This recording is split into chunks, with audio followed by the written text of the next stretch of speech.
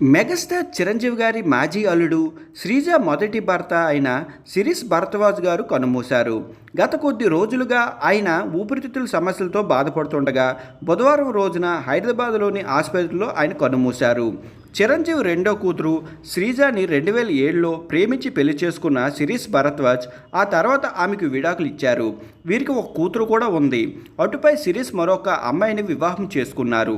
కాగా శ్రీజ కూడా రెండో వివాహం చేసుకున్న సంగతి అందరికీ తెలిసిందే.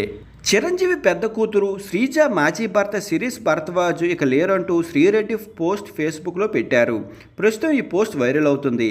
శిరీష భరద్వాజ్ అనారోగ్యంతో కన్నుమూసినట్టుగా సమాచారం.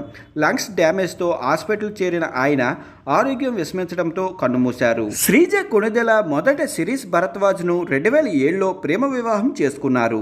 పెద్దలను ఎదిరించి మరీ వీరి పెళ్లి చేసుకోవడం అప్పట్లో సంచలనమే రేపింది. అయితే మనస్పర్ధలు రావడంతో 2011లో వీరిద్దరూ విడిపోయారు. అప్పటికే వీరికి ఒక కుమార్తె కూడా ఉంది. శిరీష నుంచి విడిపోయిన తర్వాత శ్రీజ ప్రముఖ వ్యాపారవేత్త అయిన కళ్యాణ్ దేవ్ను ప్రేమించి పెళ్లి చేసుకున్నారు. 2016లో బెంగళూరులో అంగరంగ వైభవంగా వీరి వివాహం జరిగింది. ఈ జంటకు కూడా ఒక కుమార్తె పుట్టింది. అయితే వీరి గత ఏడాదే విడిపోయారు.